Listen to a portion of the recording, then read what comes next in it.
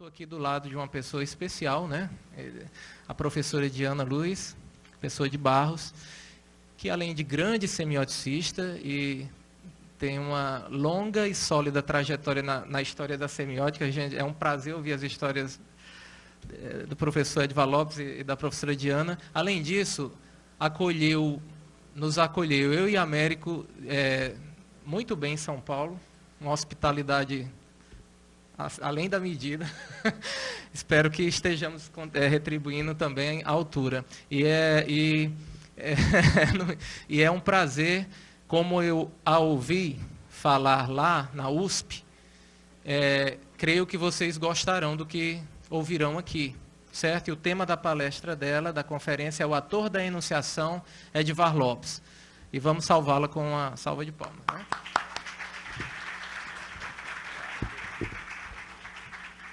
Bom, gente, eu queria antes agradecer ao Ricardo pela apresentação e a ele e ao Américo por terem me convidado para vir a Fortaleza e principalmente para participar de um evento em homenagem ao Edvar. Eu tenho um enorme prazer em vir aqui falar com vocês e admiro enormemente o trabalho que o Ricardo e o Américo estão fazendo aqui com esse grupo de estudos semióticos, com as camisetas todas que estão correndo por aí, e acho que é de fundamental importância que isso aconteça, que a gente tenha em outros centros no país um grupo sólido, um grupo que trabalha, um grupo que produza pesquisa e produza bons resultados. Eu estou à disposição de vocês para todas as ocasiões que vocês precisarem para ajudar a formar esse grupo que vocês estão formando aqui. Parabéns. Bom, eu organizei esta minha fala em não é propriamente em duas partes, até em mais do que duas partes, mas eu vou falar de algumas questões que são primeira coisa, eu vou fazer um trabalho aqui de semiótica, que é uma espécie de retomada e de síntese de como a semiótica trabalha as questões de enunciação. E, dentro dessas questões da enunciação, eu vou inverter um pouco o que, pelo que eu vi, tem sido feito aqui nesta homenagem ao Edvar, em que se discutiu o pensamento de Edvar, as contribuições que ele trouxe para a linguística, para pensar não tanto isso, mas como é que a gente constrói esse ator da enunciação Edvar Lopes, certo? Então, primeiro nós vamos discutir teoricamente o que é para a semiótica trabalhar com a enunciação, com o ator da enunciação, e depois eu vou tentar sintetizar um pouquinho esse ator da enunciação. Ou seja, não só não o pensamento do Edvar sobre a linguística a semiótica, mas o modo como ele nos convence de que é bom e verdadeiro isso que ele faz, certo? É isso. Vejamos então agora. Então eu começo dizendo o seguinte, repetindo algumas coisas que eu tenho dito fortemente, que é o seguinte: eu procurei mostrar sempre, em vários trabalhos, que os diferentes estudos do texto e do discurso trouxeram novas posturas e objeto aos estudos da linguagem, a partir principalmente da segunda metade do século XX, e que o fizeram com fundamentos diferentes, em quadros teóricos diversos. Mas no que eu tenho insistido sempre é em que há um ponto de vista comum a tais estudos. Eles ocupam o espaço vazio entre posições bem definidas e separadas pelos estudos linguísticos anteriores. Língua, fala, competência, performance, enunciação, enunciado, linguístico, extralinguístico. Ou seja, os estudos do discurso ocupam esse espaço vazio entre essas dicotomias. Ao tratar assim, ao mesmo tempo, os estudos do discurso, do social e do individual, da argumentação e da informação, da intersubjetividade e da subjetividade, da organização do discurso estrutural e do dialogismo, esses estudos ocasionaram mudança de posicionamento nos estudos da linguagem e puderam atribuir novos papéis a tais estudos. E o trabalho do Edivar Lopes é um dos exemplos desse tipo de questão. Os estudos do texto e do discurso têm as funções gerais dos estudos da linguagem: contribuir para o conhecimento da linguagem e pela linguagem do homem, concorrer para o desenvolvimento da própria disciplina, levar a que se conheçam melhor, por meio dos discursos, a cultura e a sociedade, no nosso caso, brasileiras. Há, porém, especificidades teóricas e metodológicas dos estudos do texto e do discurso que permitam que eles cumpram suas funções de forma peculiar no âmbito dos estudos da linguagem. Ao ocuparem o lugar instável desse vão entre pontos bem estabelecidos, esses estudos abrem-se mais aos diálogos com outras teorias e favorecem o alargamento do objeto. Os estudos da linguagem, portanto, graças aos estudos do discurso, caminham assim para a multidisciplinaridade e para o exame de outras linguagens além do verbal, ainda que o verbal continue a ter papel privilegiado na linguagem e em seus estudos, mesmo nos discursivos. Dessa forma, os estudos do discurso tiveram e têm um papel digno de nota entre os estudos linguísticos, pois romperam com a tradição de estabilidade desses estudos e recuperaram a instabilidade própria da linguagem. E, com isso, estabeleceram ou retomaram diálogos com outras disciplinas e campos do conhecimento. Bakhtin, nos seus escritos, distingue as ciências humanas das ciências exatas e biológicas pela relação com o texto. Para o autor, as ciências humanas estudam o homem no texto, enquanto as exatas e biológicas o examinam fora do texto. Entende-se com isso o papel privilegiado dos estudos do discurso e do texto para o estabelecimento de diálogos fecundos entre a linguística e a retórica, a teoria e a crítica literária, os estudos de comunicação e de marketing, a antropologia, a história, a sociologia e muitas outras áreas e disciplinas. Pelo que vocês foram vendo aqui nas apresentações da obra do Edivar, ele foi pioneiro nesses diálogos e deu uma enorme contribuição nessas direções entre linguística e retórica, linguística e antropologia, todos esses campos. Então, o objetivo deste texto é tratar das questões, como eu disse a você, de enunciação no quadro de um tipo de estudo do discurso, que é a semiótica discursiva de origem francesa, perspectiva em que tanto Edivar como eu trabalhamos como uma espécie de linguista semioticista ou semioticista linguista, certo? Bom. E agora, então, passemos a falar da enunciação. Se num primeiro momento de sua história, a semiótica deixou de lado as questões da enunciação e de suas relações com o discurso enunciado, pouco a pouco, seus desenvolvimentos teóricos levaram à recuperação e ao acrescentamento dos estudos enunciativos nos seus quadros.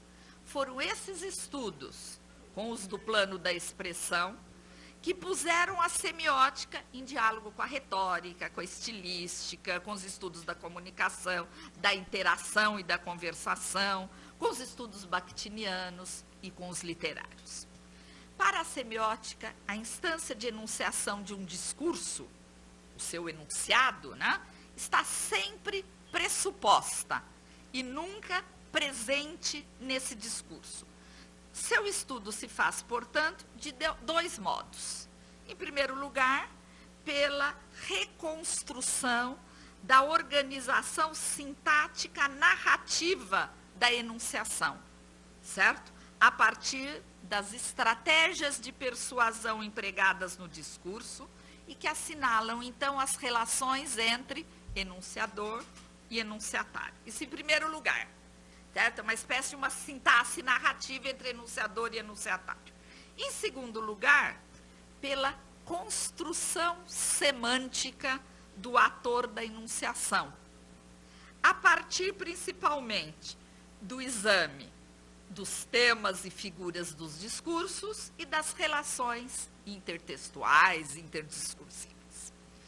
Os estudos enunciativos desenvolveram-se assim, no primeiro caso, no nível do que a semiótica chama de sintaxe discursiva, examinando então as categorias de tempo, de espaço, de pessoa, que produzem efeitos de proximidade e distanciamento da enunciação, mas também com o estudo das relações narratológicas que se estabelecem entre enunciação e enunciado, entre enunciador e enunciatário, em que a enunciação é, nesse caso, pensada como um espetáculo que se organiza narrativamente.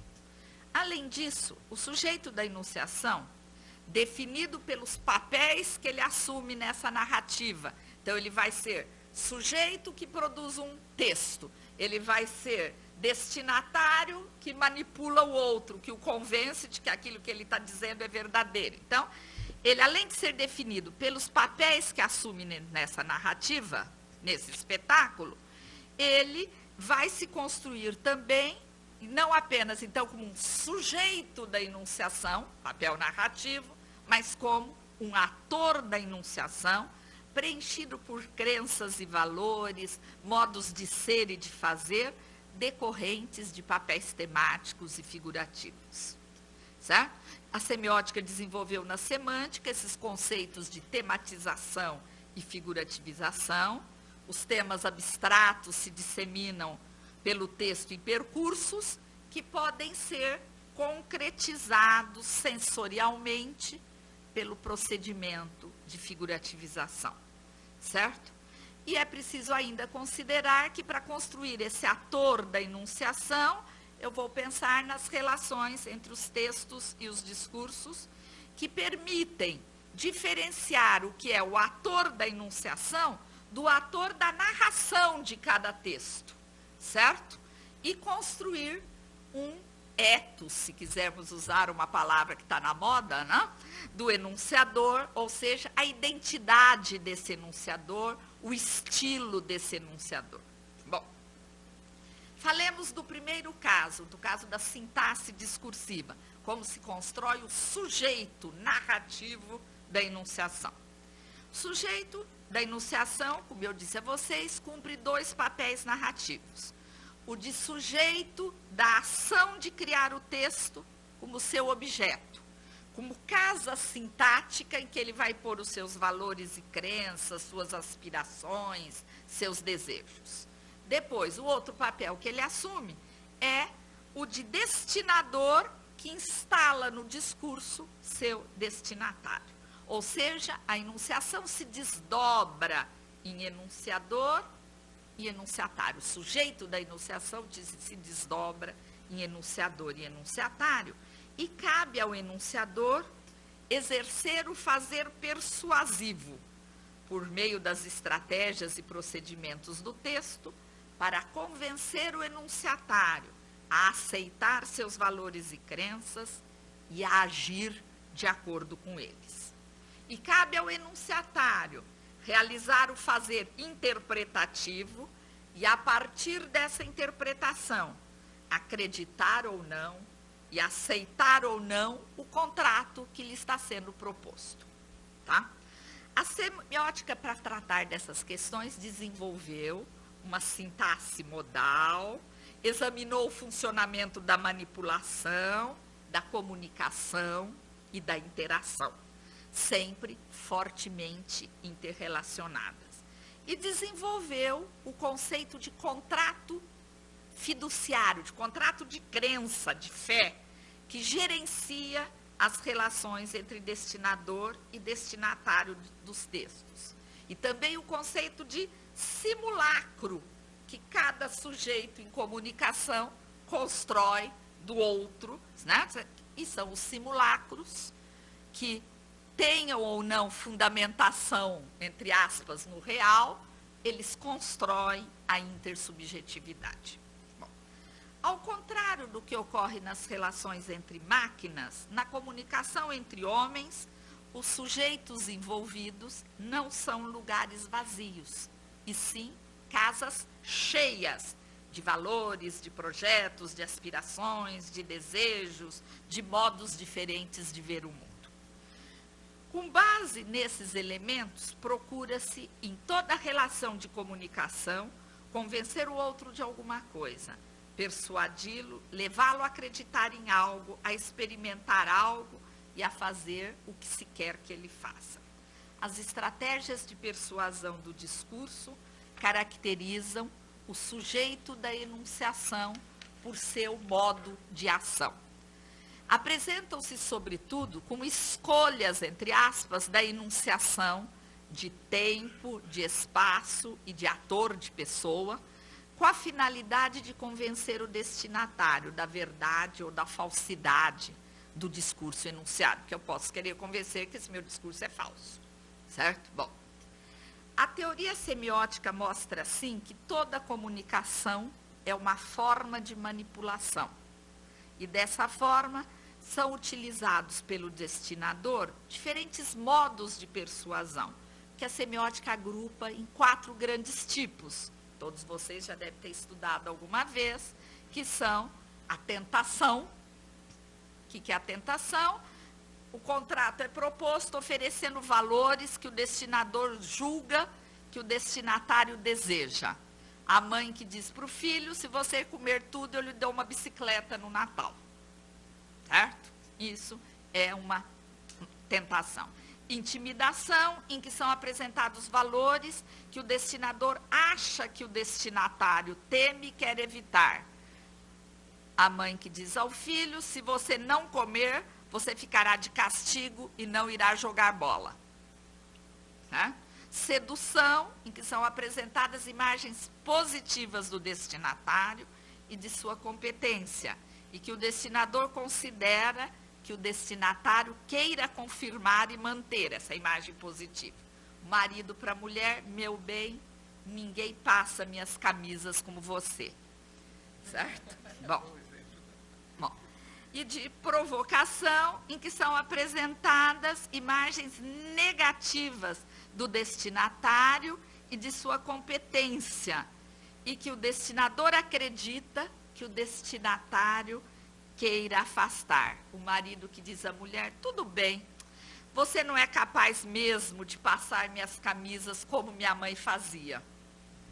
Certo? Bom, para que a manipulação funcione, é preciso ainda que o destinatário manipulado interprete a persuasão do outro, acredite no destinador e faça o que dele se espera. A comunicação depende, assim, da persuasão do destinador e da interpretação do destinatário, com base, cada um deles, em seus valores, crenças, sentimentos, emoções.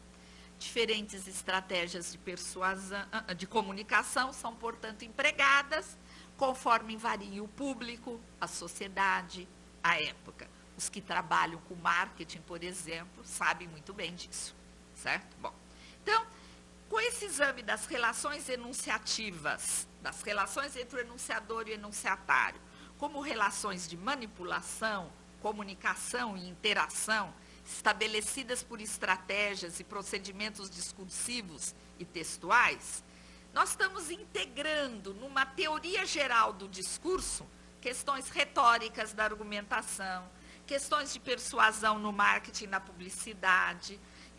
Estamos renovando os diálogos dos estudos linguísticos com a retórica e com os estudos da comunicação e de marketing, e abrem-se, portanto, novos caminhos ainda para o exame dos textos científicos, políticos, publicitários, entre outros.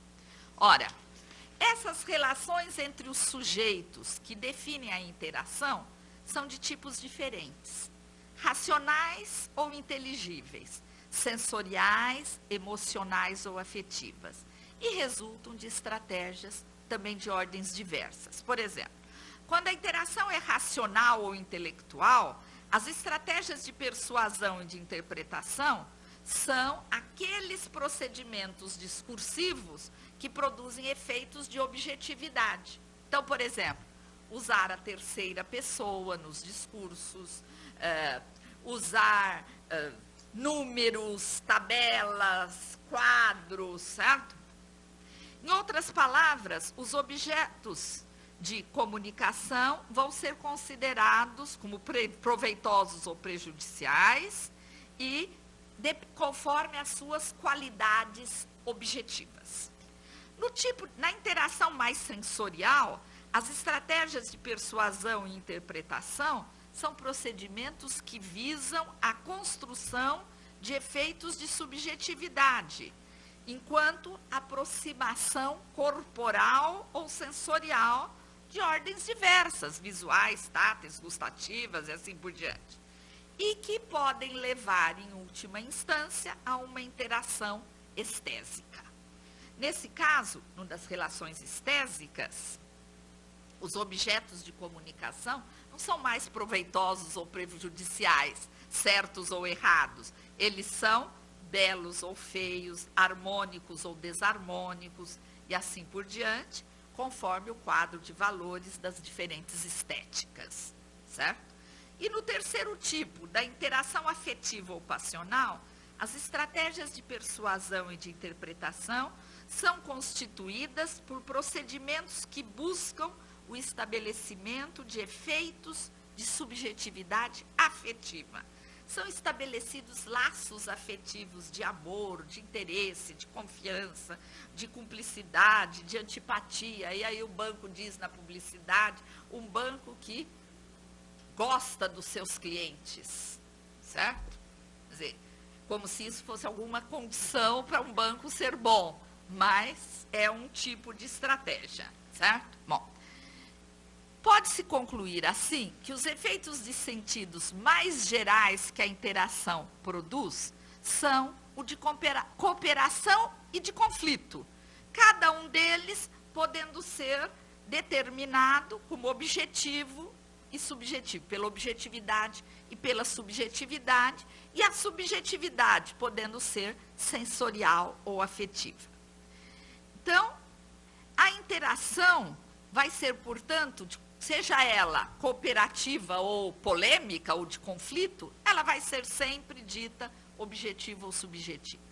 Os efeitos de objetividade e de subjetividade do discursos decorrem dos modos diversos pelos quais a instância da enunciação projeta e produz seu texto enunciado. Eu disse a vocês que as estratégias são principalmente as de escolha das categorias enunciativas de pessoa, de tempo e de espaço desses textos enunciados. E a partir daí, então, a gente tem dois tipos de discursos. Os projetados em primeira e segunda pessoa, no tempo do agora e no espaço do aqui, que caracterizam o que a gente chama de uma enunciação enunciada. Ou seja, como se a enunciação estivesse lá, quando eu falo em eu, aqui e agora. E o segundo tipo são os discursos organizados em terceira pessoa, no tempo de então e no espaço de lá, do lá, que são ditos enunciados, enunciados. Os discursos do primeiro tipo produzem, em geral, efeitos de sentido de aproximação da enunciação e de relação dialógica entre sujeitos, pois se apresentam como simulacros da enunciação. Em outras palavras, constroem interações com efeitos de subjetividade e, portanto, predominantemente sensoriais e emocionais. Os discursos do segundo tipo, que a gente chama de um enunciado, enunciado mesmo, quer dizer, não é um simulacro da enunciação que está sendo enunciado, produzem, por sua vez, os efeitos de distanciamento da enunciação e de um certo monologismo, não mais dialogismo, ou autoritarismo das verdades únicas e objetivas. Constrói, por conseguinte, interações com efeitos de objetividade e predominantemente racionais ou intelectuais. Bom, feito esse resuminho de como a semiótica trata da questão da construção do sujeito da enunciação, que é diferente nesses tipos de discursos e tudo isso, o que eu queria mencionar aqui para vocês é quais são as vantagens de se tratar a enunciação dessa forma, tá? Quer dizer, qual é a vantagem disso? Então, pensemos no seguinte: se a semiótica discursiva de linha francesa tem como um de seus veios de origem as teorias linguísticas, e em especial os trabalhos de Elmslev, os diálogos que atualmente se estabelecem entre a semiótica e a linguística, ao contrário dos fundadores, tomam caminhos diferentes. Ou seja, e não apenas esse de mão única, dos estudos linguísticos para os estudos semióticos. Mas nós temos agora as contribuições dos estudos semióticos para os estudos linguísticos em geral. Isso se deve principalmente aos estudos da enunciação. Então, além de fornecer princípios teóricos para os estudos da linguagem, sim, para trabalhar com discursos que interessam para os estudos linguísticos, por exemplo, eu trabalho num projeto sobre as ideias linguísticas, em que eu analiso a gramática como discurso, coisas desse tipo. Além de fazer esse tipo de coisa, certo?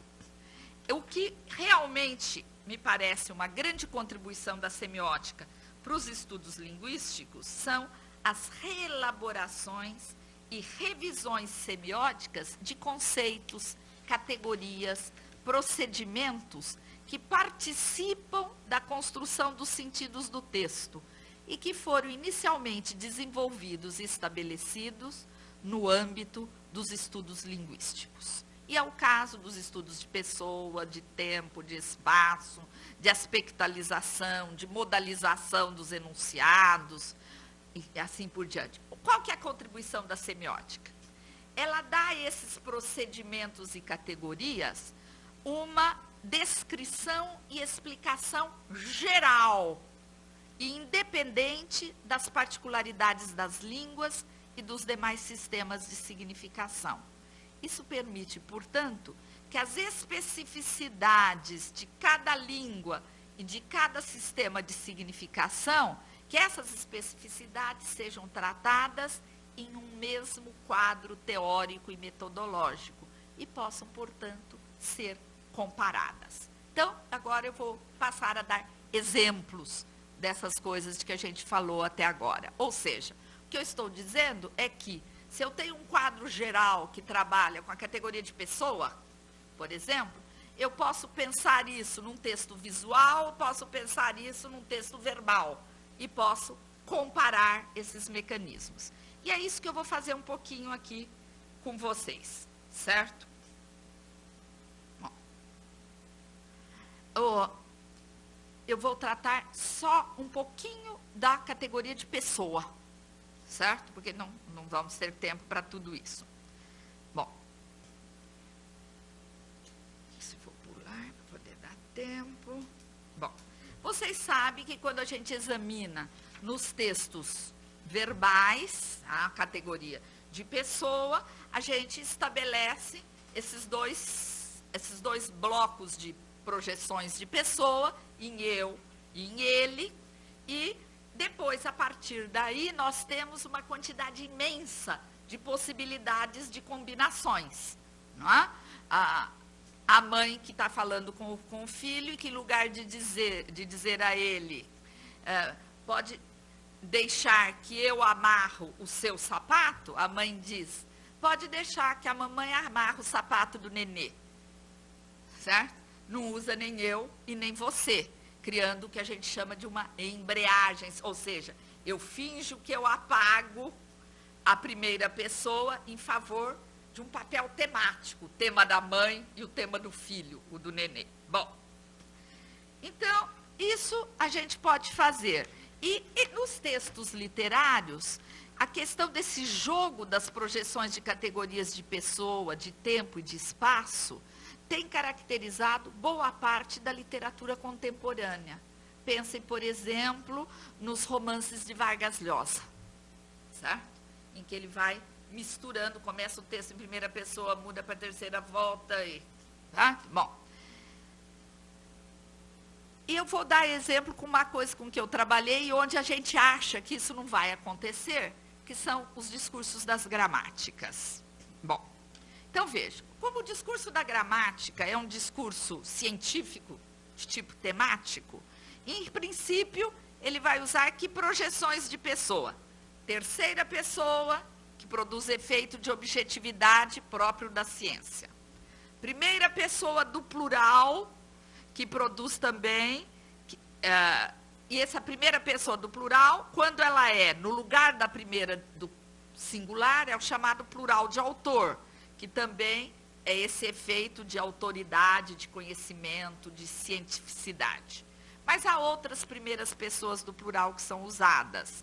Por exemplo, quando eu uso a primeira pessoa do plural, em lugar da terceira do plural indeterminada, para produzir o efeito de sentido de voz do senso comum.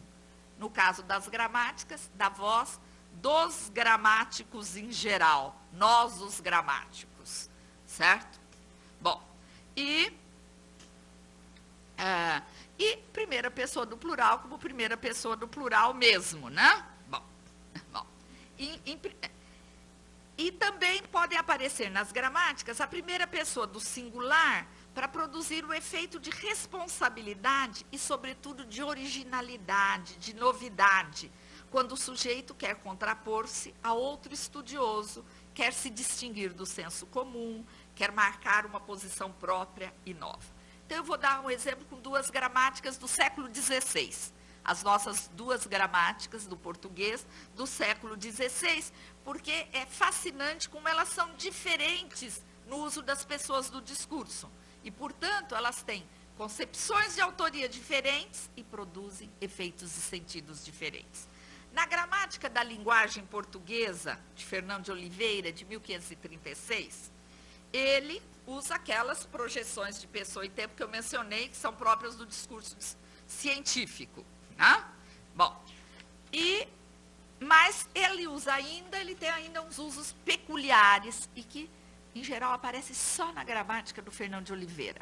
Uso da primeira pessoa do plural como terceira do plural, ou seja, como uma voz geral ou do senso comum no discurso gramatical da época. O Fernão de Oliveira se opõe ao discurso gramatical da época. E uma das formas de fazer isso é com esses mecanismos de pessoa. Ele vai dizer assim, mas nós somos... Como ele o tempo inteiro está dizendo, está criticando os gramáticos que copiam as gramáticas latinas, ele vai dizer, mas nós somos tão grandes bugios dos latinos, quer dizer, nós macaqueamos os latinos, que tomamos suas coisas sem muito sentir delas quando nos são necessárias. E por nossa vontade, damos nossas avantagens aos latinos e gregos. Lógico que esse nós não o inclui. São eles, certo, que estão aí. Em segundo lugar, ele usa a primeira pessoa do singular, que, como eu disse a vocês, é raro, para contrapor-se ao ele, dos gramáticos em geral e do senso comum, e para produzir esse efeito de que a gramática dele é nova e é polêmica em relação às outras. E, por exemplo, e deixadas outras razões desta divisão, feita pelos gramáticos, por esta que a mim melhor parece. E usa um eu no meio da gramática, né? Bom, essas projeções apontam, portanto, uma certa dualidade do discurso de Fernão de Oliveira. Ele é um representante da ciência e, ao mesmo tempo, ele se distancia do discurso gramatical dominante, certo? Ele assume o eu do discurso e depois ele vai falar em nós, pelos portugueses e usuários da língua em geral. Já João de Barros na sua gramática da língua portuguesa, ele organiza também com os recursos utilizados no discurso, e tem outras especificidades.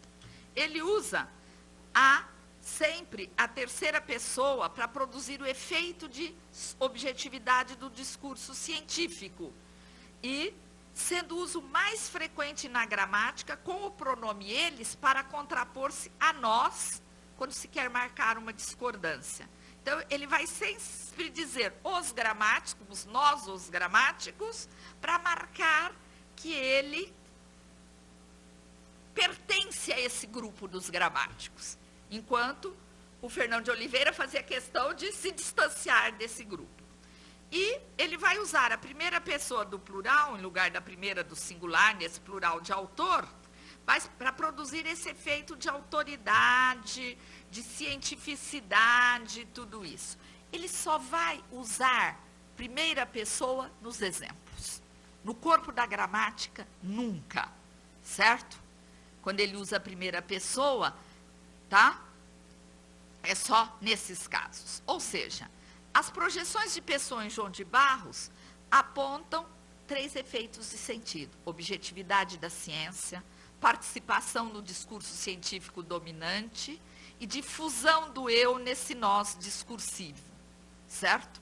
E de inclusão do destinatário no projeto de uma gramática com fins pedagógicos.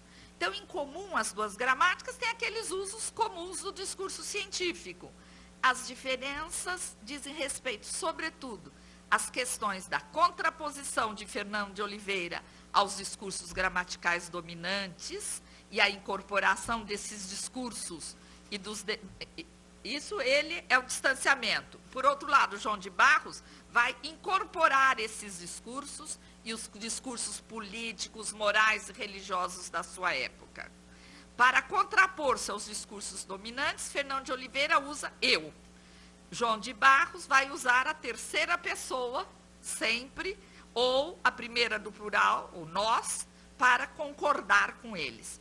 Então, vejam, gente, eu posso dizer que tanto João de Barros quanto Fernão de Oliveira foram homens da sua época, no século XVI. O João de Barros, por que ele foi um homem da sua época? Porque ele dialoga em conformidade com os discursos sociais e gramaticais dominantes. Um homem da sua época. Fernão de Oliveira, por que ele foi um homem da sua época? Porque ele vive as ambiguidades do Renascimento e mostra, como aconteceu no Renascimento, a face de independência e inovação. Vocês já viram que eu gosto muito mais da gramática do Fernão de Oliveira, certo? Bom, só que é preciso dizer o seguinte: a gramática de João de Barros fez escola. É ela que nós temos nas nossas gramáticas até hoje. A de Fernão de Oliveira não fez escola, certo? Era muito inovadora e independente em relação a essas gramáticas. Bom, então vejam, isso foi para vocês verem, quer dizer, o que a gente pode construir da instância da enunciação, trabalhando com esses mecanismos. E agora, eu vou pular, e nós vamos falar do que acontece em textos visuais, para verem como nós podemos fazer isso com os mesmos princípios. E eu estou tomando aí anúncios publicitários que mostram a importância, então, dessa proposta geral sobre a enunciação, para poder examinar as estratégias enunciativas em diferentes tipos de textos e com diferentes substâncias da expressão. Certo? Bom, esses anúncios são textos sincréticos, em que a expressão é tanto verbal quanto visual. Não são apenas, portanto, os pronomes marcadores da pessoa na língua que produzem os efeitos de aproximação e distanciamento da enunciação. Há outros recursos também, topológicos, de localização no espaço, de dimensão, de focalização, de relações de cores e de formas, de gestualidade, que constroem esses efeitos enunciativos. Eu vou mostrar aqui só, em alguns textos, escolhas pronominais do verbal dos anúncios e recursos gestuais só, para a determinação das pessoas do discurso. Bom, então, nesses anúncios, eu tenho uma interação entre o destinador do anúncio e seu destinatário, quer isso esteja explicitado ou não no texto. Dentro do texto, eu tenho outras relações de comunicação, certo? Entre as figuras representadas, o que está sendo dito no texto. Mas eu vou tratar aqui só dessa relação entre o enunciador, o destinador do anúncio e o destinatário do anúncio, certo? Do texto global do anúncio. Ou seja, em que o destinador visa persuadir o destinatário a manter-se ou a tornar-se cliente do banco, a acreditar no banco, porque são anúncios de banco, em suas qualidades, a preferi-lo em detrimento dos demais bancos, a identificar-se com ele afetiva e corporalmente, a amá-lo, a confiar nele e assim por diante, certo? Bom, para isso nós vamos ter anúncios que vão usar uma enunciação enunciada ou que vão usar um enunciado, só enunciado, enunciado. Primeiro vamos falar do verbal, certo? Esses exemplos que vocês têm aí são, vejam, primeiro, uma enunciação enunciada, nós cuidamos bem de tudo que você quer bem, certo? Por que está nós e não eu? Os anúncios não usam eu. E a gente fala já por quê, mas eles não usam eu. O máximo de primeira pessoa que eles usam é a primeira do plural. E o outro, de um enunciado, quem tudo quer, investe no Itaú. Certo? Bom, nesses anúncios, ocorreram, sobretudo, 6 diferentes organizações da categoria de pessoa no verbal, conforme esse quadro que vocês vão ver aqui. Está dando para ler? Tá. Bom, certo? As 5 primeiras são de enunciação enunciada e a última é um enunciado enunciado. Então, vamos ver. O primeiro caso usa para o destinador, primeira pessoa do singular, o destinatário seria um eu e o destinatário um você. Veja, o único caso aí que eu tenho foi um exemplo do Santander. Eu disse que não usa nunca o eu, tem um exemplo do Santander, tem um exemplo da Caixa, porque a Caixa é o único banco feminino, no feminino. Então, ela fez um anúncio que era eu sou a Caixa para o Dia da Mulher, certo? Bom, então esse, você já tem o meu cartão? Primeira pessoa e a outra. Agora que eu vou pôr os exemplos para a gente ir vendo, olha. Lá. O outro exemplo nossas estrelas foram brilhar em Sydney, na época das Olimpíadas de Sydney, com a bandeira do Brasil, era um Banco do Brasil, né? Com a bandeira do Brasil sem estrelas, certo? Por ocasião das Olimpíadas. Bom, então esse é o segundo caso. Um nós misto, eu mais você mais ele, é um nós. Todos os brasileiros são nossas estrelas e o você, a quem isso se dirige a vocês, só está implícito. Bom, o terceiro caso, nós cuidamos bem de tudo que você quer bem, que é de seguro Bradesco ou outro. Para nós, o mais importante da sua árvore genealógica não é o passado, é o futuro, certo? Em que nós temos o quê? Um nós, mas é um nós no lugar do eu, certo? Não é aquele nós que engloba eu, vocês, eles, certo? E dirigido a um você. O quarto exemplo é nossa homenagem a quem trabalha todos os dias para construir um país melhor. 28 de outubro, dia do servidor público. Então, vejam, neste caso primeira pessoa do plural nós, em lugar da primeira do singular, mas se dirigindo a uma terceira pessoa, ao contrário, quer dizer, você usa um eu e uma terceira pessoa. Ou outro exemplo, parabéns São Paulo, no que depender de nós, agora uso você outra vez, você está em boas mãos. Começou com São Paulo e depois passou para o nós. E o último caso de enunciação enunciada, este é mais um dos serviços que o Banco Real desenvolveu pensando em você. Se você procura recursos para garantir a energia da sua empresa, loja ou até mesmo da sua casa, o Unibanco tem a solução sob medida.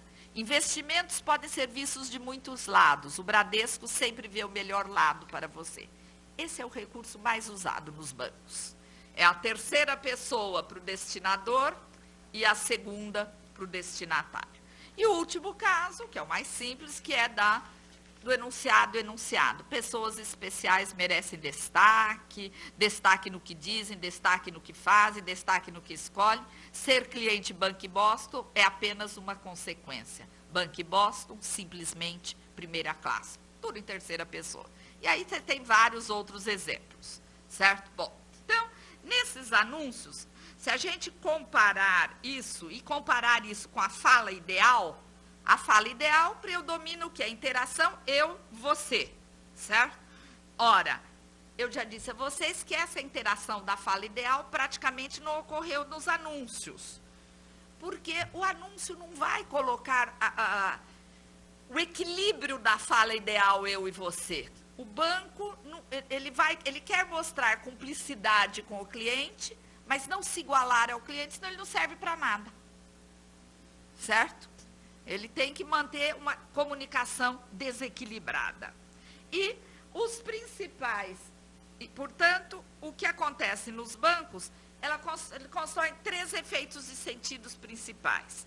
Identificação entre destinador, banco e o destinatário cliente, quando usa aquele nós misto. Nossas estrelas foram brilhar em Sydney. Segundo caso, efeito de comprometimento, de cumplicidade do banco com o cliente, empregando você em várias situações diferentes. E o terceiro, o efeito de objetividade do enunciado. Essas são as 3 principais estratégias que o banco usa. Ou seja, ele não cria nunca uma interação perfeita, vamos dizer assim, certo? Ele não cria nunca. Ele vai usar essas estratégias. Quer dizer, no primeiro caso aí, ele não tem uma interação, ele tem quase que uma identificação entre todos. No segundo caso, em geral, é um nós, ou uma terceira pessoa, ou Itaú feito para você, certo? Por exemplo, ele vai reforçar a cumplicidade, mas manter a terceira pessoa, no máximo a primeira do plural. E no terceiro caso, é aquele caso da terceira pessoa em que você não cria essa interação, mas produz o efeito de afastamento.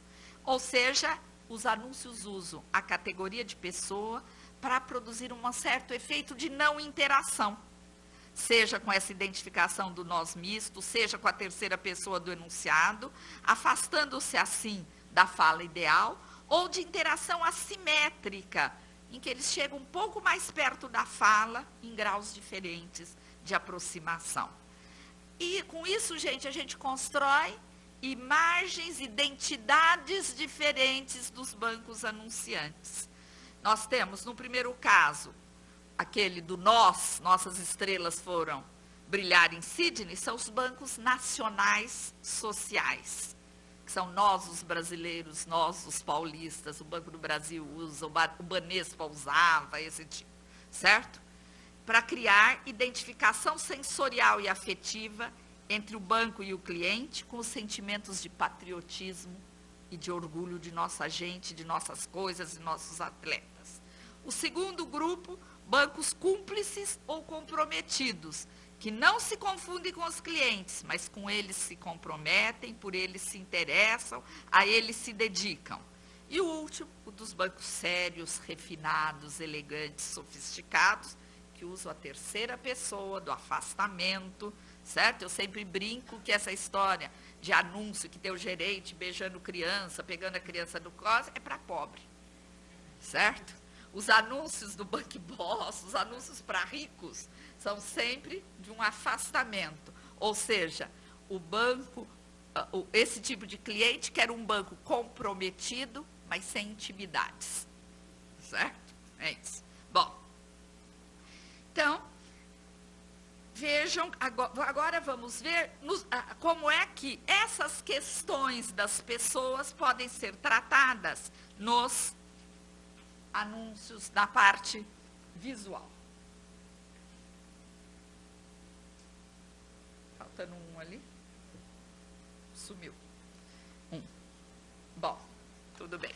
Então, vejam, aqui, estou pensando só na gestualidade, gente. Vejam, olha, se vocês pegarem o segundo, aquele que tem as mulheres conversando, fica muito claro que existe uma comunicação, mas é interna no texto, certo?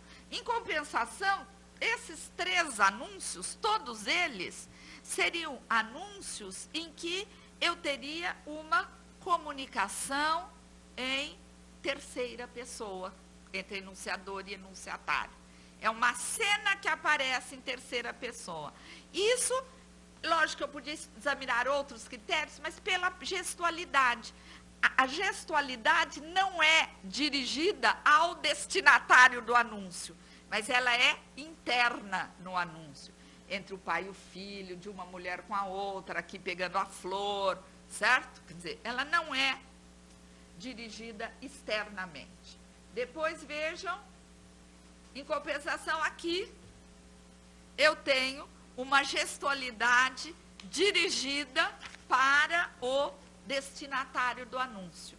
E, em geral, isso acontece, quando ela era dirigida ao destinatário do anúncio, ela é principalmente gestualidade de mão, que você mostra para o destinatário do anúncio, e do rosto, certo? Do olhar, principalmente, que você dirige o olhar ao outro, certo? Então, vocês estão vendo que você tem aqui um diálogo em primeira pessoa que se estabelece entre o destinador e o destinatário do anúncio. Ele fala gestualmente em primeira pessoa, certo? Nesses casos.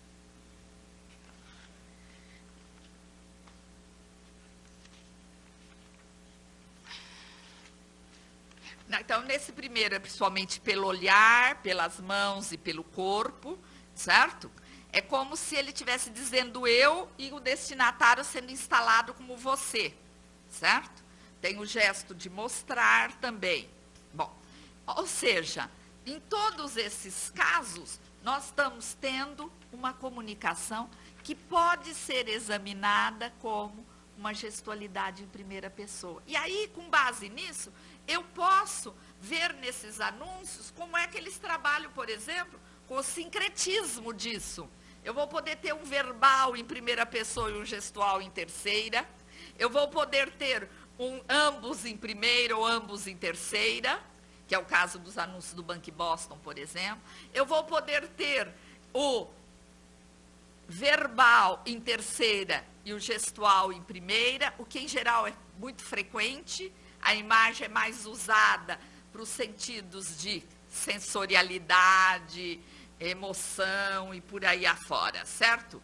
Então, nós temos um mesmo quadro teórico, é nisso que eu estou insistindo, e podemos trabalhar com o visual, podemos trabalhar com o verbal, se tivéssemos outros sincretismos também, e estabelecer isso. É lógico que eu não vou fazer isso aqui, mas a gente pode ir muito mais longe nesse trabalho com o visual.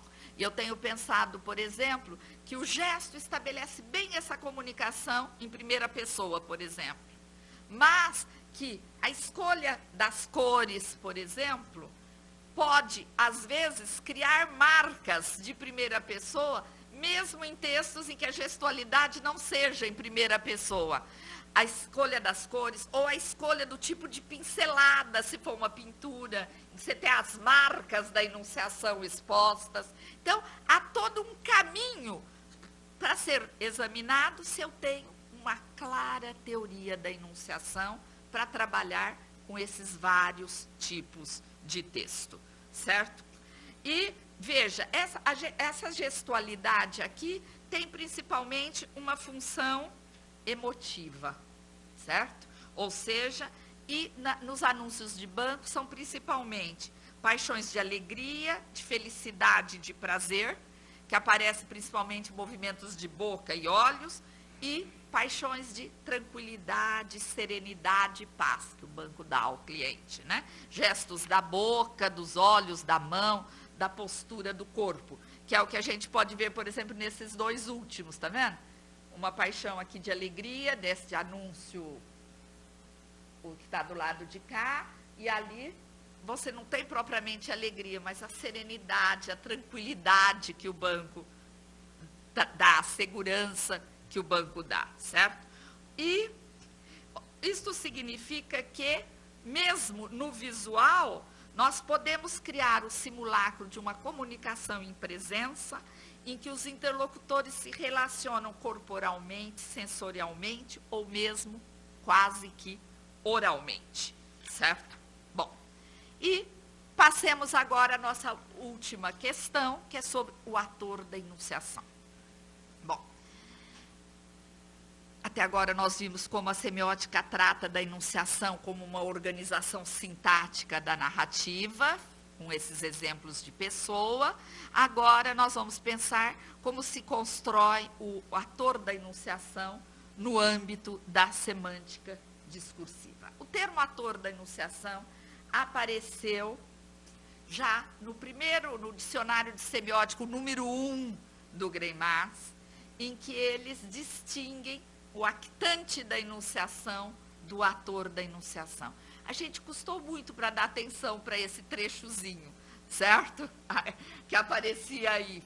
É muito mais recente falar em ator da enunciação do que, e já estava no dicionário de 79, certo? Bom, e ele diz o seguinte: do ponto de vista da produção do discurso, podem-se, acho que devia ser poder-se-á, distinguir o actante da enunciação, que é um actante logicamente implícito, do que nós já falamos até agora, logicamente pressuposto pela enunciação, do ator da enunciação.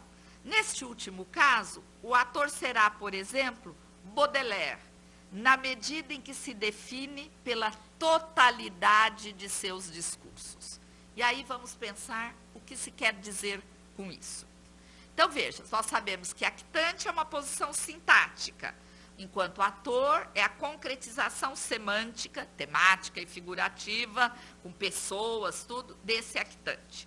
O ator da enunciação é, assim, o actante da enunciação preenchido semanticamente por papéis temáticos e por investimento figurativo, o que lhe dá corpo, cheiros, cores, formas, sons, certo?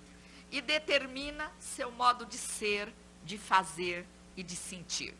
Para a semiótica, a construção do ator da enunciação é a construção da identidade do enunciador, daquilo que a lógica já chamou, a retórica já chamou de ethos. A noção de ethos, quando a gente utiliza na semiótica, já é uma noção que vem de Aristóteles e da sua retórica, mas semiotizada, certo? E para isso eu sugiro que vocês vejam principalmente os trabalhos da Norma de Cine, que trabalhou fortemente com isso, e o Fiorin. Então, esse ethos, esse ator da enunciação, eu sempre gosto mais de ator da enunciação, né? Se explica nos textos a partir das marcas da enunciação deixadas no enunciado. Esse ethos do enunciador é a sua imagem construída nos textos como um ator da enunciação e não como um actante da enunciação e não como um autor de carne e osso. Ou seja, nós não estamos falando no ator da enunciação, no autor de carne e osso. Nós estamos falando de um actante da enunciação preenchido a partir dos discursos que ele enunciou, certo? Bom, a gente precisa diferenciar esse ethos do enunciador, ou esse ator da enunciação, do ethos do narrador. Aí retoma essa questãozinha aí, definido pela totalidade de seus discursos. Porque é o seguinte, gente, se eu pegar cada um dos textos do Edivar, por exemplo, sabe, esses elementos participem do ethos do enunciador, mas eu não tenho propriamente esse ethos do enunciador, certo? Bom, aí ainda nessa questão, temas e figuras constituem a semântica discursiva, vocês sabem disso. Os temas são os conteúdos semânticos tratados de forma abstrata e as figuras, o investimento semântico sensorial dos temas. A semântica discursiva depende mais diretamente de fatores sociais, ou seja, os temas e as figuras são o lugar, o campo da determinação ideológica inconsciente. Elas constituem o nível em que essas determinações sócio-históricas e ideológicas ocorrem de forma mais cabal, certo? Eles são, portanto, os temas e figuras determinados sócio-historicamente e trazem para os discursos o modo de ver e de pensar o mundo de classes, grupos e camadas sociais, assegurando assim o caráter ideológico dos discursos. E aí eu trouxe um textozinho só para exemplificar isso, que é um que eu uso em outros trabalhos já, mas como eu gosto dele, que é o seguinte, pode deixar o carro aí mesmo, doutor, do Roberto Pompeu de Toledo, publicado numa Veja. Bom, lá vem o Gran Senhor e seu ginete, plop, plop, plop. Ouve-se o som do galope, ploc, ploc, cada vez mais próximo. Agora ele diminui a velocidade, ploc. Enfim chega à porta do castelo. Então salta da montaria e enfia-se direto castelo adentro. Claro que não se preocupa em amarrar o cavalo, menos ainda em desatrelá-lo. Não são coisas para pessoa de sua categoria. Quando chegou, o serviçal, ao qual se dá o nome de palafreneiro, ou cavalariço, ou estribeiro, já estava a postos para executar o serviço. Da mesma forma, quando o senhor voltar a sair, lá estará o criado, presto, com o ginete do jeito para que as augustas botas não se deem ao trabalho de outro passo, senão galgar o estribo. Hoje, o nome do palafreneiro é manobreiro ou manobrista. Manobreiro no Rio de Janeiro, manobrista em São Paulo. Os tempos mudaram, e com eles os trajes e muitas outras coisas. Os castelos rareiam como habitação, e os animais perderam terreno como meio de transporte. Mas no país chamado Brasil, o equivalente do palafreneiro continua firme e forte, à porta dos restaurantes. Boa tarde, doutor. Pode deixar aí mesmo. O doutor larga o carro onde lhe for de maior conforto.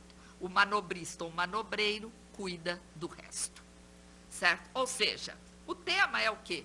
O do atraso medieval do Brasil, certo? Em que se mantém as desigualdades sociais, em que triunfam o interesse individual sobre o coletivo, que para-se o carro no meio da rua e atrapalha todo mundo que tem que passar. O tema tem duas coberturas figurativas que se relacionam metaforicamente. O do grão-senhor, do castelo, do cavalo, do criado, da bota, do palafreneiro.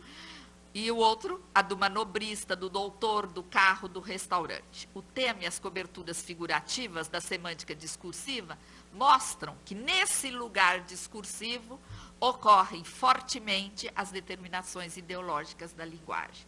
Opõem-se no ensaio dois discursos, o do direito ao privilégio da classe social dominante, o do caráter medieval e burro de uma elite que não se atualizou. A escolha desse texto como exemplo deveu-se, sobretudo, ao fato de o ensaísta nele explicitar a determinação ideológica dos discursos, como pode ser percebido nesse trechozinho final, né, do texto. Na verdade, a causa das causas, a origem de tudo, para além do dono do restaurante e da pobre figura do moderno palafreneiro, é uma certa maneira de ser. É a cabeça de um senhor e uma senhora, acostumada a ser servido, servida e assistido, assistida, nas atividades mais simples, mesmo que isso cause prejuízo e transtorno a terceiros. A manobra que se vê na porta dos restaurantes tem origem em hábitos tão entranhados na vida dos brasileiros mais ricos que lhe parecem naturais como a água que bebem ou o ar que respiram.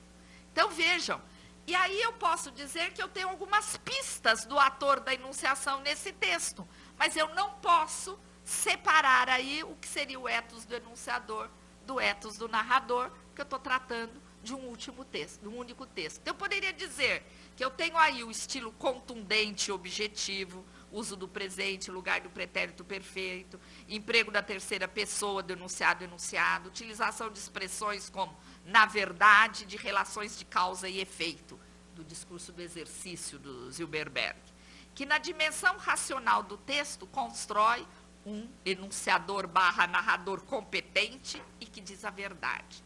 Tenho uma ironia constante, com o uso de expressões como claro que, não se preocupe em amarrar o cavalo, menos ainda em desatrelá-lo, ou augustas botas, pessoa de sua categoria, galgar o estribo, continua firme e forme, ploc, ploc, ploc.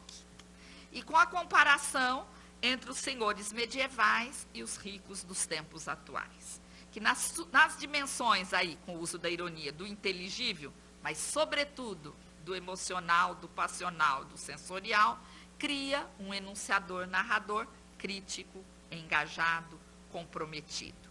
O tom é ao mesmo tempo didático, com as comparações mencionadas, o uso do discurso do exercício, com relações causais, e a objetividade da enunciação. E poético, com as estratégias da ironia, com a aproximação da enunciação pela presentificação temporal, com alguns recursos sensoriais, com uma escolha de um vocabulário mais arcaico para mostrar o atraso medieval dos brasileiros ricos, grão-senhor, presto, ginete e assim por diante. Bom, e aí, gente, agora acho que a gente poderia passar a falar um pouquinho como poderíamos pensar nesse ator da enunciação, Edivar Lopes, certo? Bom, para isso eu fiz várias coisas. Peguei os textos do Edivar, fui à internet para ver que comentários apareciam sobre o Edivar, certo? É lógico que eu não peguei todos os livros dele. Eu usei alguns dos livros dele, que foram Discurso, Texto e Significação, Metáfora da Retórica Semiótica, Metamorfoses, a Poética de Cláudio Manuel da Costa, certo? E Travessias. Bom, então, tomei esses textos e trouxe alguns trechozinhos deles para vocês, para a gente poder ir pensando em algumas dessas características. Penso que, olhando o texto do Edivar, dizer, se nós pensássemos primeiro nesse actante da enunciação, nós vamos perceber que nós temos os textos do Edivar sempre o uso da primeira pessoa. Mesmo nos discursos científicos, ele nunca constrói um discurso científico só com terceira pessoa. Ainda que use o nós de autor, que é próprio do discurso científico, mas é um passinho a mais, num caráter mais subjetivo do discurso, certo? Travessia em primeira pessoa, mas nos demais nós vamos sempre ter alguma coisa que lembre, que traga essa marca de primeira pessoa, certo? Olha lá, ele começa assim, por exemplo, no discurso, texto e significação, ele vai analisar um poema, ele começa, o discurso proposto, a análise é o do seguinte soneto de Carlos Drummond de Andrade. Bom, vamos para a terceira pessoa. Aí já começa. A nossa primeira tarefa consistirá em normalizar, e assim por diante, em todos eles eu fui observando, há sempre, portanto, uma marca de primeira pessoa. Então, lógico que isso com vários recursos de terceira, próprios do discurso científico. Então, mas isto mostra muito bem o seguinte, quer dizer, ao mesmo tempo que, mantendo-se no padrão próprio do discurso científico, há uma escolha.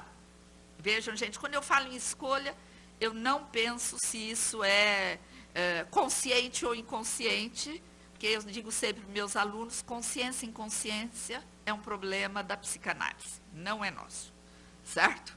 Bom, então, não entra na nossa preocupação. O que eu estou dizendo é que há uma escolha de produzir um certo efeito de subjetividade mesmo no discurso científico. Bom, isso, dito isso, eu acho que um primeiro atributo que nós vamos encontrar nos vários textos do Edivar está ligado à irreverência. Bom, o que significa para mim irreverência aqui? Irreverência significa, no caso de Travessia, construir um texto que começa assim. Deixa eu pegar aqui o... Nasci para a merda desta vida em lugarejo pobre, distante de qualquer parte, há muito tempo. Certo? Bom, então vejam que o texto começa assim e vai o tempo inteiro usando de uma série de estratégias próprias da literatura picaresca, certo?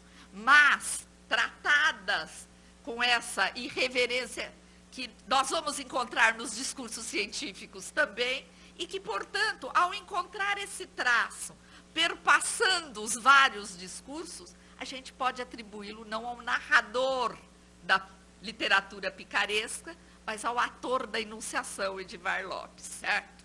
Quer dizer, mais acentuado, com certos traços em Travessia, sem dúvida, mas também aparece nos discursos, nos demais discursos. E essa irreverência, na verdade, traduzindo-a agora, ela marca o quê?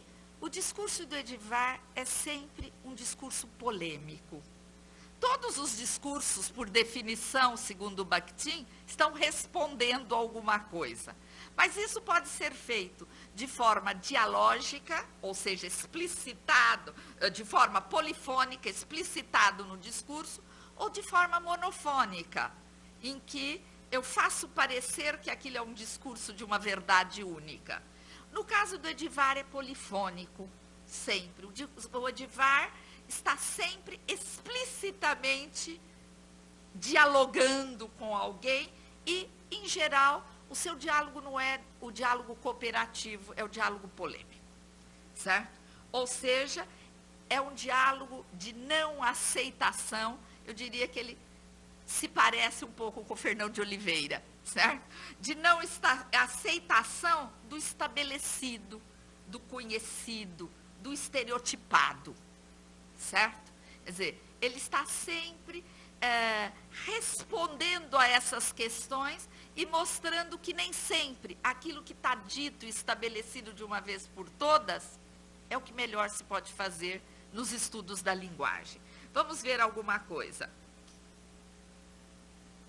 Por exemplo, crescem neste final de século os riscos de os discursos do homem, que se querem atrelados ao racionalismo cientificista inaugurado por Bacon e por Descartes, aceitarem ser confinados aos limites do gueto do racionalismo burocrático e tecnológico. Num mundo assim, de raciocínios algébricos, onde os valores supremos são a máquina e a automação, e onde o pensamento ameaça converter-se em atividade cibernética de robô, é preciso saudar tudo aquilo que contribua para destruir as unanimidades ideológicas, para manter o homem no mundo passional do homem, no espaço dos saberes problemáticos, da dialética, da argumentação e do debate, da intuição e do sentimento, das probabilidades e das crenças, da ficção, do mito e do sonho. Esse é o mundo humano, e esse ainda é, felizmente, o mundo das figuras, um mundo metafórico. Então vejam que o Edivar só podia ser um estudioso do discurso, certo? É um lugar, aquele do vão entre as posições bem definidas, aquele lugar da instabilidade, é lá que esses textos todos se colocam muito claramente. Então, quando eu falo em irreverência, é essa irreverência, esta irreverência em relação ao que já foi dito, ao que já está estabelecido, ao que já está bem aceito, para propor em seu lugar o novo. Mas esse novo pode ser a retomada de estudos retóricos, ele pode ser, não importa, ele é novo em relação àquilo que é unanimidade, que é uma espécie de voz comum. Não é o novo em relação de que não se aceita nada do que já existe, mas é esse novo, do novo a vir e do novo a recuperar, certo? É o do que pode vir a ser, mas é principalmente uma saudade do que já foi, vamos dizer assim, certo? Bom, e por causa disso, gente, nós vamos ter um uso muito claro de um vocabulário, que eu precisava examinar isso com todos esses detalhes. Esse vocabulário como? Ele vai dizer com sempre, já não podem ser, custa a crer, escasseiam, faltam, e uma ausência muito grande de atenuadores. O texto do Edivar, quando afirma essas coisas, não tem aqueles atenuadores que a gente usa com muita frequência, ou seja, atenuadores para não atingir a face do outro, quer dizer, eu penso que, eu acho que, eu creio que, isso deveria ser assim. Não, isto deve ou deveria ser assim, ponto, certo? Quer dizer, a deveria ainda é um atenuador, é isso deverá ser assim, certo? E não uma presença muito forte de atenuadores. Ora, ainda ligado a esse mesmo campo de conhecimento, campo de construção desse ator da enunciação, eu diria que nós temos o uso muito forte dos recursos da ironia, não é? Quer dizer no enunciado e negar na enunciação, que vocês têm com todos esses elementos que eu citei, tá? Esse, por exemplo, nesse texto que eu citei das metáforas, da metáfora, em que vocês vejam, já perdi de novo? Ah, tá aqui, certo? Nesse texto, o que você tem?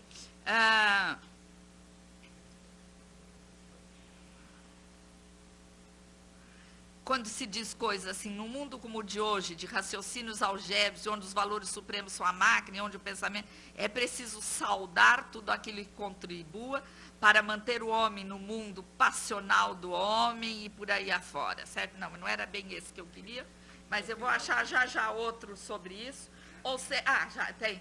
Então, ele vai dizer, por exemplo, usar expressões como se trombeteiam, se calam, certo? Que são uma série de formas, vamos dizer assim, de criar essa irreverência, essa polêmica no discurso. Então, esse seria um traço. Bom, um segundo traço, que eu acho que é de fundamental importância nos textos de Edivar, é uma cumplicidade pedagógica com o leitor, certo?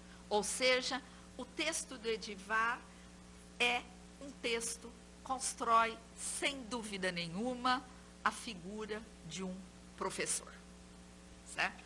De um professor irreverente, polêmico, como deveriam ser todos os professores, não é mesmo? Mas ele constrói esta imagem, quer dizer, o Edivar vai passo a passo, ele vai dando lições, certo? Então, quando ele vai, por exemplo, tratar do quadrado semiótico e já começa com o poema, e vai analisar, e vai ver a nossa primeira tarefa, a nossa segunda tarefa, a nossa terceira tarefa. Então, vejam, como a gente sempre pensa que ser um professor é um atributo negativo, porque em geral a gente atribui, ele é chato, ele está sempre ensinando e coisa que valha. A professora Marisa Lajolo me contou uma muito boa, que ela estava num avião, sentada ao lado de uma pessoa, que começou a conversar com ela e perguntou o que ela fazia. E ela resolveu não dizer que ela era professora. E disse que fazia sei lá o quê, certo? Daí conversaram bastante, aí a pessoa virou para ela e falou, engraçado, se a senhora não dissesse, eu ia dizer que a senhora era professora. Ou seja, a gente não escapa muito disso. Então, o que aparece? Esse discurso pedagógico, essa cumplicidade com o destinatário que ele constrói, com o enunciatário construído, isto aparece em todos os seus textos, inclusive em Travessia, em que tem uma relação de ensino de vida, de ensino do cego com o discípulo, em que isso se constrói também. É um texto que se constrói dessa forma, certo? Bom, por isso, portanto, a gente pode dizer que o estilo do Edivar vai de um estilo contundente e objetivo para um estilo passional e subjetivo, com aquelas marcas que eu fui marcando, né, mostrando. E é, portanto, com esses recursos todos da ironia, nós vamos construir um ator da enunciação crítico também, comprometido, certo? Então, ele tem esse jogo entre um tom didático pedagógico e um tom poético, um tom objetivo da ciência e um tom do ensino, do discurso pedagógico, que vão se misturar com essas escolhas de pessoa, com essa escolha desse vocabulário, com essas estratégias da irreverência, com tudo isso. E um último elemento que eu queria ressaltar é uma questão que é uma espécie de um ethos de um enunciador que se caracteriza pela brasilidade. Eu não disse que ele seja um ufanista ou nacionalista, mas que se caracteriza pela brasilidade. E aí o texto que melhor mostra isso, mas isso aparece em todos os lugares, é, sem dúvida nenhuma, o texto sobre o Cláudio Manuel da Costa. Não é isso? O livro sobre Cláudio Manuel da Costa. E aí eu queria mencionar esse texto. Mas antes, gente, vejam... Não, isso eu deixo para o fim. Bom, vamos só pegar o do Cláudio Manuel da Costa. Ele começa o livro dizendo o seguinte: hoje, decorridos 200 anos, um pouquinho para frente, né, o iniciozinho, do desaparecimento do poeta, mais esquecidas ainda do que seu torrão natal, a época dessa composição, ficaram a sua arte e a arte mineira do seu tempo. Vejam aquela coisa da polêmica, certo? Quer dizer, ele está... Bom, os pronunciamentos de algum porte sobre a poesia claudiana não ultrapassaram a meia dúzia no último meio século, quase sempre formados por generalidades monotonamente repetidas, sem maior exame, deixando a penosa impressão de se referirem a páginas pouco frequentadas. Não há um estudo de peso, uma investigação mais profunda, uma tese abonada com bom aparato, certo? Não temos nem mesmo uma edição comercial mais confiável. E aí vem todos aqueles termos que eu falei, escasseiam nos trabalhos, raros são, o custa crer, todos esses elementos, certo?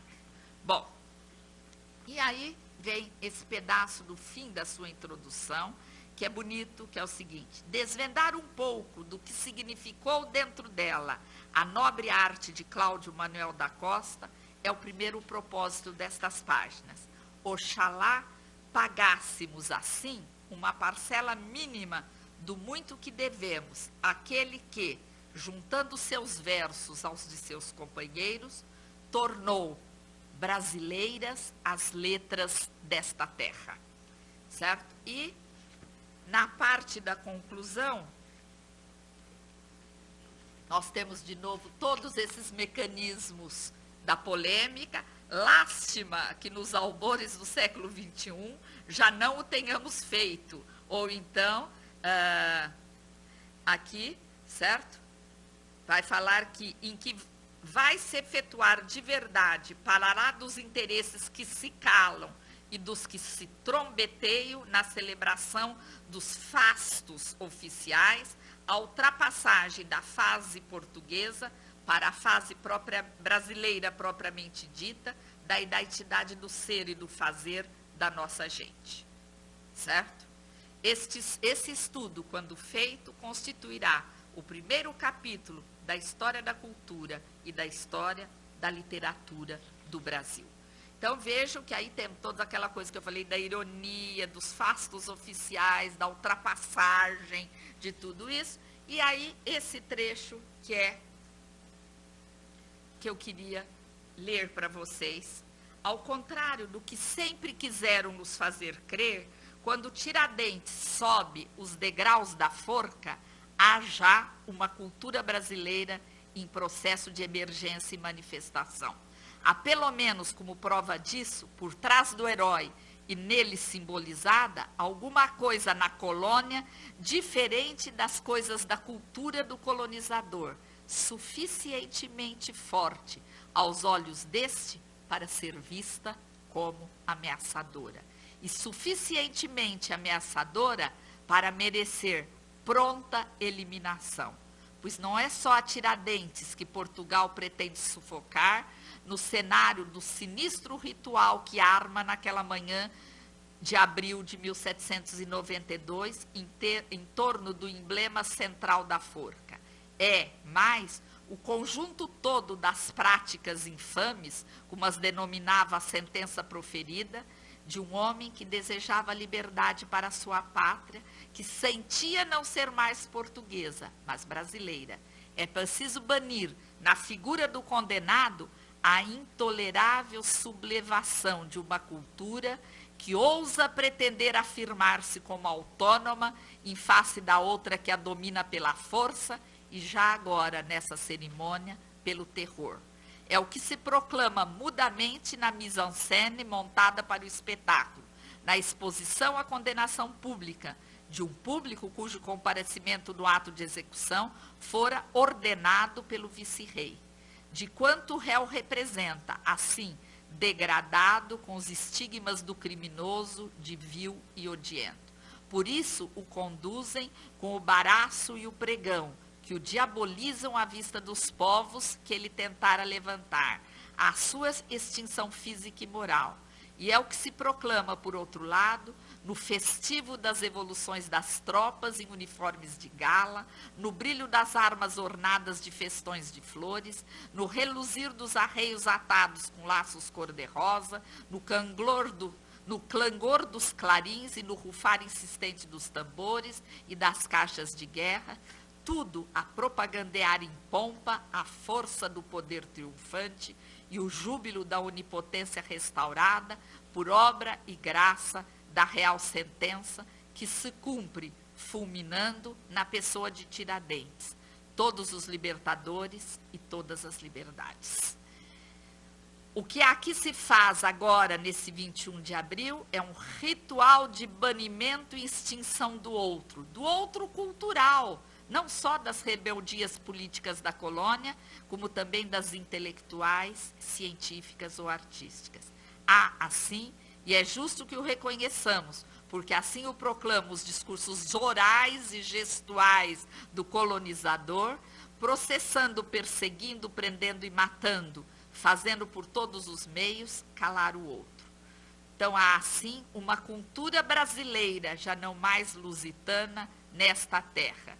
E é ela que esplende por igual, cheia de vigor libertador, nas obras de cada artista, como no discurso de cada inconfidente. E é esse o fato histórico que emerge lentamente e se manifesta em Minas a partir de 1770, viabilizando-se nas três vertentes: a econômica, do esgotamento do ouro, a política da inconfidência e a científico-artística da escola mineira, certo? Então, vejam bem que é um trabalho em que se constrói o traço, sem dúvida nenhuma, da brasilidade, certo? Bom, com todas essas questões, um caráter polêmico, irreverente, brasileiro, nesse estilo, contundente, com uma ironia constante, sarcasmo, com tudo isso, a gente teria que pensar agora até que ponto é um ator desanimado e crítico ou é um ator que continua a acreditar. E os textos do Edivar Lopes mostram claramente que ele continua a acreditar, certo? Travessia, com toda a história do cego, dos horrores, termina ele dizendo o seguinte: senti frio e gemi. Amo, aqui estamos nós, nos acabando. É isto então o fim? Não, meu filho, disse meu amo, pondo a mão no meu ombro e sorrindo com doçura enquanto a noite caía. Isso é o começo, certo? Então, os textos do Edivar são todos assim. Ele esperneia, ele critica, ele não aceita, mas ele propõe sempre alguma coisa em que se pode ainda acreditar e pela qual vale a pena ir em frente, certo? E eu diria que agora, eu disse que ele está muito bem nos estudos do discurso, eu diria que ele está muito bem nos estudos semióticos. Afinal, a figura principal da semiótica, que foi Greimas, era uma pessoa desse tipo, certo? Que ensinava a acreditar descrendo, certo? Que fazia isso a todo momento com sarcasmo e com ironia no tratamento de todos e nos seus próprios textos, certo? Então, Edivar tem muito claramente esse traço também, certo? E eu terminaria dizendo o seguinte: então, esse ator da enunciação que nós acabamos de construir, desdobrou-se e deu-nos também mais 3 linguistas, Paulo, Ivan e Marcos, que além de semioticistas competentes, sérios e dedicados, criativos, são bons meninos e bons amigos. Eu diria que, parodiando Bakhtin, nós teríamos agora enunciações de vida e um ator de enunciação de vida também. Esse é outro texto que a gente pode incorporar nesse conjunto, nessa totalidade de textos do ator de enunciação, Edivar Lopes. Muito obrigada, Edivar.